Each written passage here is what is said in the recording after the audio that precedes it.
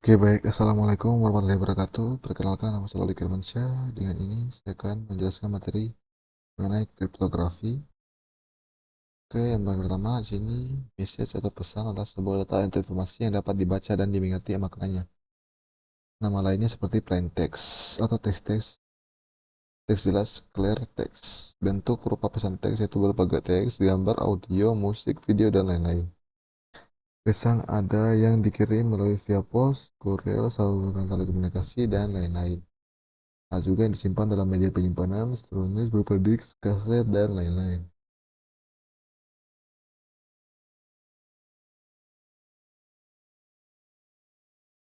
Masuk di bagian terminologi di mana pengirim atau sender pihak yang mengirim, penerima itu disebut revisier atau pihak yang menerima pesan, pengirim dan penerima pesan bisa berupa orang, komputer, mesin, dan lain-lain. Pengirim ingin pesan yang dikirim secara aman dan pihak yang tidak bisa membacanya atau melepas pesan. Contohnya pengirim Alice, penerima Bob.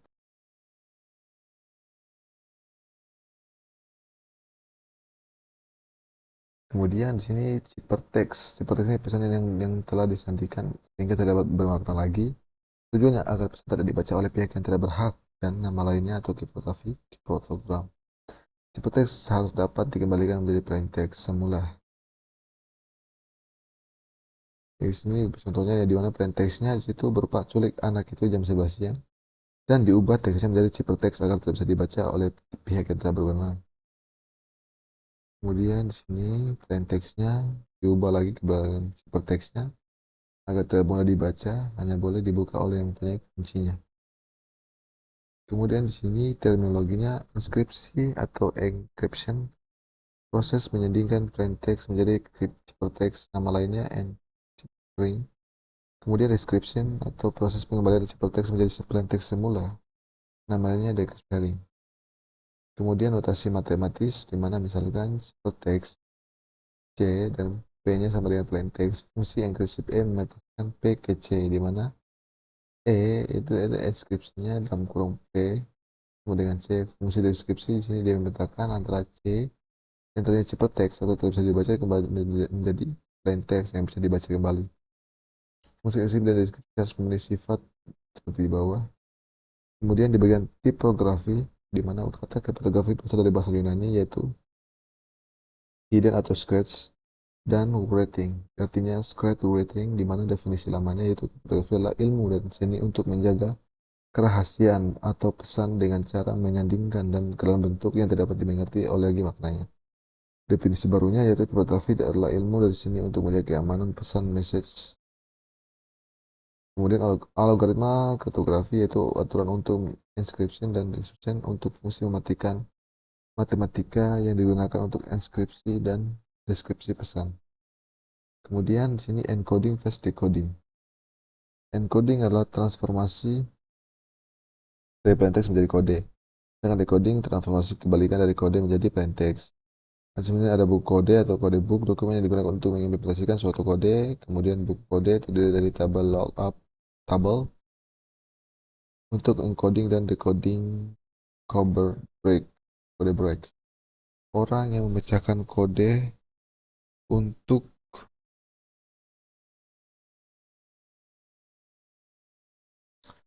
menemukan plain text-nya. Kemudian terminologi kunci atau key, kunci atau parameter digunakan untuk transformasi encryption dan decryption, yaitu jika kekuatan kriptografi ditentukan dengan menjaga kerahasiaan algoritmanya, maka algoritma kriptografi dinamakan algoritma resistant atau algoritma resistant tidak cocok lagi saat ini. Kriptografi modern mengatasi masalah ini dengan menggunakan kunci. Kunci bersifat rahasia atau secret, sedangkan algoritma kriptografi tidak rahasia atau public. Kemudian di sini inskripsi dan deskripsi dengan kunci inskripsi P dalam kurung P sama dengan dan harus dipenuhi dalam bentuk dalam bentuk deskripsi kemudian plain text sama dengan plain text. Deskripsi di mana description atau dalam kurung teks sama dengan plain text. Ini kriptografi atau kriptologi, studi mengenai kriptografi dan berkriptanalisis. Persamaan kriptografi dan kriptanalisis keduanya sama-sama menerjemahkan ciphertext menjadi plain text. Perbedaan kriptografi dan kriptalisasi, yaitu kriptografi bergerak atas nama legitimasi pengiriman atau penerima pesan. Kriptanalysis bekerja tanpa legitimasi pengiriman atau penerima pesan. Kemudian sejarah kriptografi. Kriptografi mempunyai sejarah yang panjang. Tercatat bangsa Mesir yang 4.000 tahun yang lalu menggunakan hieroglifi yang berstandar standar untuk menulis pesan. Sejarah kriptografi di sini Perang Dunia Kedua, pemerintah Nazi Jerman membuat mesin inskripsi yang dinamakan Enigma. Enigma Cipher berhasil dipecahkan oleh pihak sekutu. Keberhasilan memecahkan Enigma sering dikatakan sebagai faktor yang memperpendek Perang Dunia Kedua. Kemudian kriptografi kunci simetri, di mana simetri key atau simetri key kriptografi, kunci enkripsi sama dengan kunci deskripsi. Istilah lainnya kunci simetri, kunci privat, kunci rahasia, secret key. Algoritma kriptografi disebut algoritma simetri. Istilah lainnya algoritma konvensional.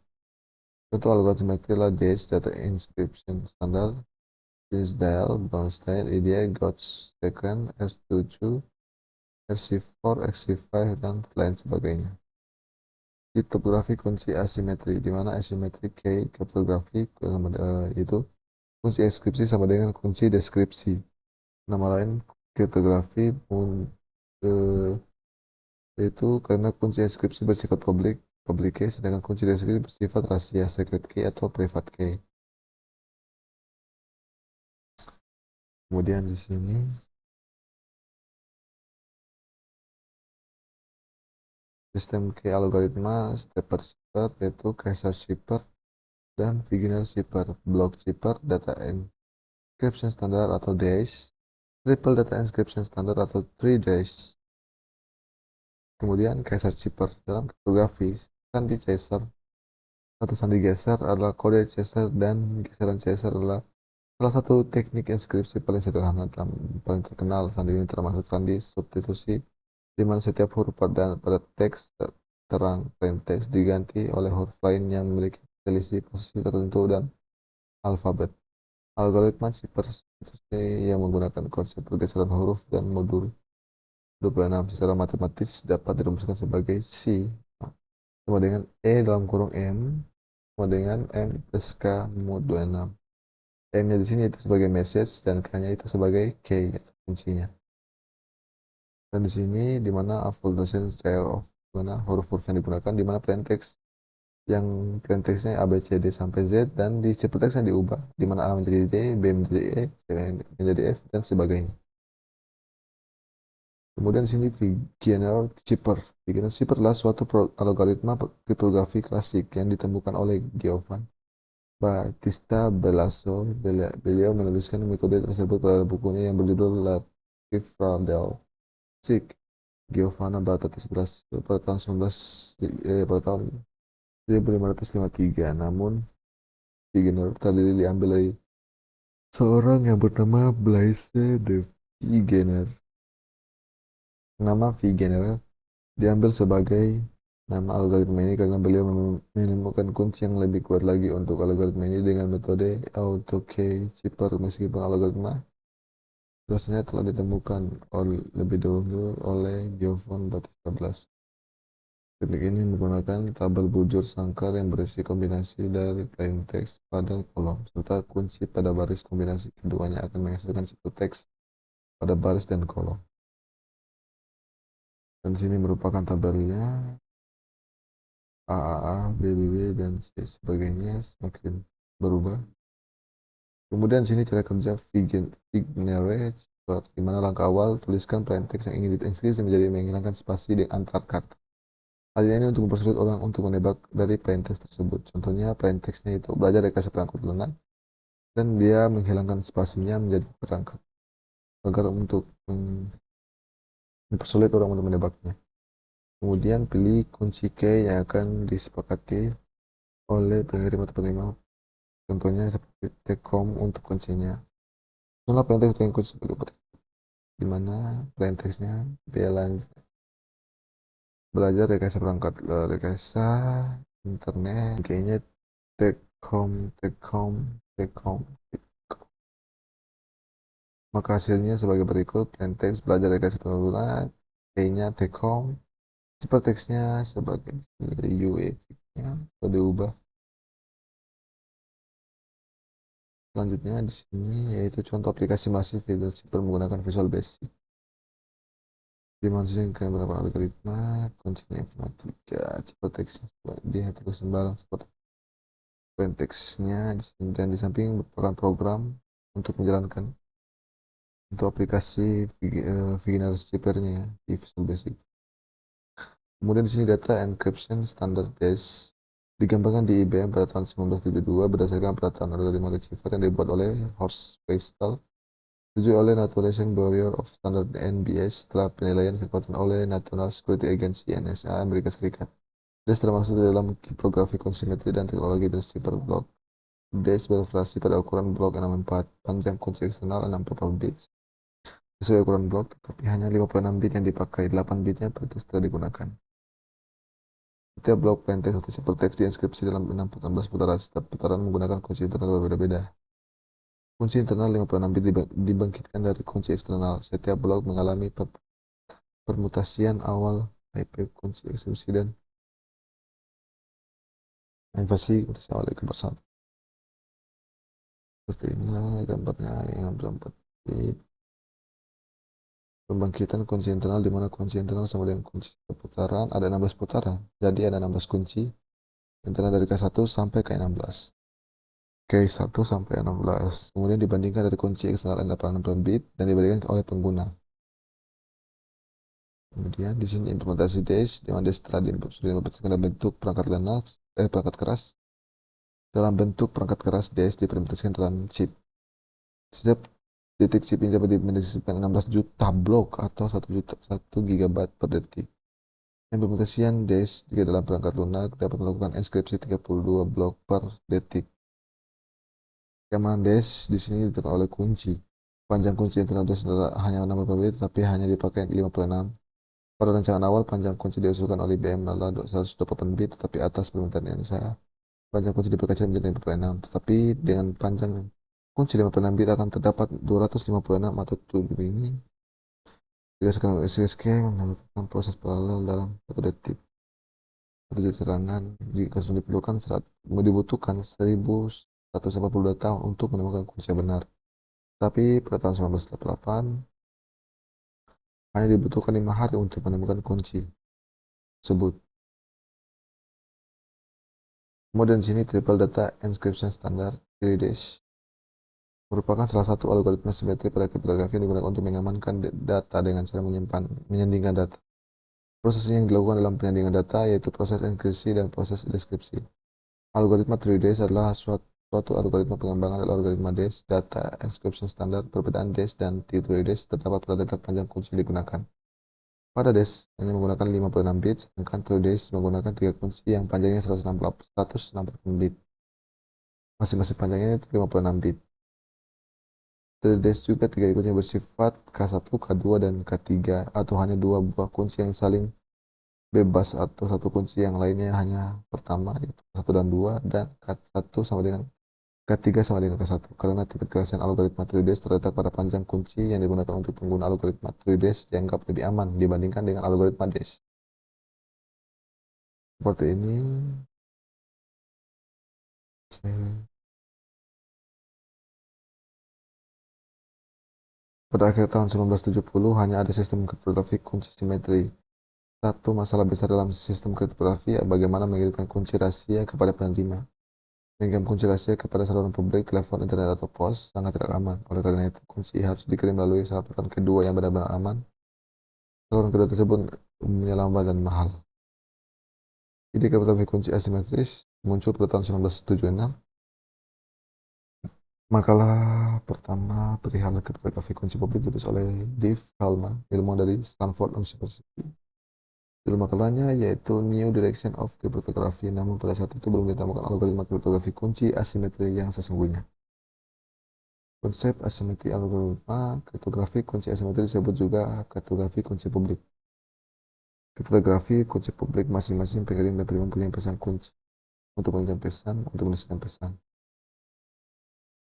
Kemudian kunci inskripsi dapat dikirim melalui saluran yang tidak perlu aman. Saluran yang tidak perlu aman ini mungkin sama dengan saluran yang digunakan menggunakan ciphertext. Dua keuntungan kriptografi kunci publik yaitu tidak perlu di pengiriman kunci rahasia, jumlah kunci dapat ditekan.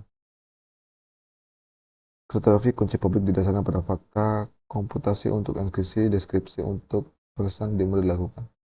Secara komputasi hampir tidak mungkin invisible menurut kunci private bila diketahui kunci publik Pembagian sepasang kunci pada kriptografi kunci didasarkan pada persoalan integral klasik sebagai berikut.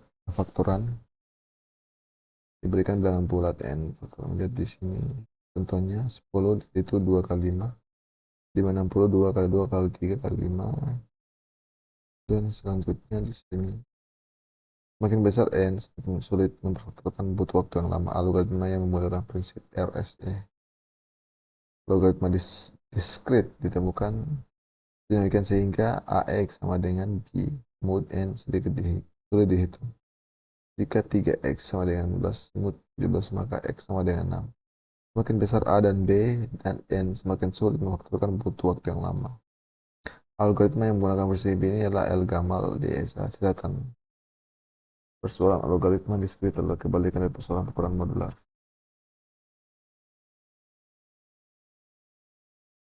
Kriptografi kunci simetri dan kriptografi kunci publik. Kelebihan kriptografi kunci simetri, proses enkripsi dan dekripsi membutuhkan waktu yang singkat, ukuran kecil, ukuran kunci simetri relatif pendek, autentikasi pengiriman pesan langsung diketahui oleh ciphertext yang diterima karena kunci hanya diketahui oleh pengirim dan penerima saja. Kelemahannya itu kunci simetris harus selalu dikirim melalui saluran yang aman. Kedua, identitas yang berkomunikasi harus menjaga kerahasiaan kunci ini. Kunci harus sering diubah, mungkin ada pada setiap sesi komunikasi. Kelebihan kriptografi yang pertama, hanya kunci privat yang perlu dijaga kerahasiaannya oleh setiap entitas yang berkomunikasi. Tidak ada kebutuhan pengiriman kunci privat. Bagaimana sistem simetri pasangan kunci publik, kunci privat tidak perlu diubah bahkan tidak dalam periode waktu yang panjang. Dapat digunakan untuk mengamankan perimanan kunci simetri. Beberapa algoritma kunci dapat digunakan vital. Kelemahan kriptografi kunci publik, enskripsi dan deskripsi data umumnya lebih lambat dari sistem simetri karena enskripsi dapat deskripsi menggunakan bilangan yang besar pemilihan dan melibatkan operasi perpangkatan yang besar. Ukuran ciphertext lebih besar daripada plaintext, bisa 2 sampai 4 kali ukuran plaintext. Ukuran kunci relatif lebih besar daripada ukuran kunci simetri. Karena kunci publik diketahui secara luas dan dapat digunakan setiap orang, maka ciphertext tidak memberikan informasi mengenai alternatif pengiriman. Tidak ada algoritma kunci publik yang terbukti aman. Kebanyakan algoritma berdasarkan keamanannya hanya pada sulitnya memecahkan persoalan-persoalan aritmatik, pemfaktoran algoritma dan sebagainya yang menjadi dasar pembangkitan kunci. Aplikasi kriptografi meskipun masih berusaha relatif mudah dibandingkan dengan algoritma simetris, tetapi algoritma kunci publik mempunyai aplikasi yang sangat luas. Inskripsi deskripsi pesan algoritma seperti RSS, Rabin, Al-Gamal. Digital signature tujuannya membuktikan autentikasi pesan atau pengirim, pertukaran kunci atau cache exchange, tujuan mempertukarkan kunci simetri algoritma Diffie-Hellman. Sekian banyak algoritma kriptografi yang dapat dibuat. Algoritma paling populer adalah algoritma RSA. Algoritma RSA dibuat oleh 3 orang penelitian dari MIT. Algoritma RSA berdasarkan proses enkripsi dan deskripsinya pada konsep bilangan prima dan aritmatika modular. Kunci enkripsi maupun kunci deskripsi keduanya harus berupa bilangan bulat. Kunci enkripsi tidak dirahasiakan dan diketahui umum sehingga dinamakan juga kunci publik. Namun kunci untuk deskripsi bersifat rahasia. Kunci deskripsi dibangkitkan dari beberapa buah bilangan prima bersama-sama dengan kunci enkripsi. Namun menentukan kunci enkripsi, yaitu kunci deskripsi, suatu bilangan non-prima harus difaktorkan menjadi faktor primanya. Dalam penelitiannya, memfaktorkan bilangan non-prima menjadi faktor prima bukanlah pekerjaan yang mudah. Belum ada algoritma yang secara efisien dapat melakukan pemfaktoran tersebut. Semakin besar bilangan non-primanya, maka semakin sulit pula pemfaktorannya. Semakin sulit pemfaktorannya, semakin sulit pula algoritma RSA. Seperti inilah generation, inscription, dan description. Oke, seperti inilah hasil contohnya. Mungkin itu saja yang bisa saya sampaikan untuk materi kali ini. Bila ada kesalahan mohon dimaafkan. Wabillahi taufiq walhidayah. Wassalamualaikum warahmatullahi wabarakatuh.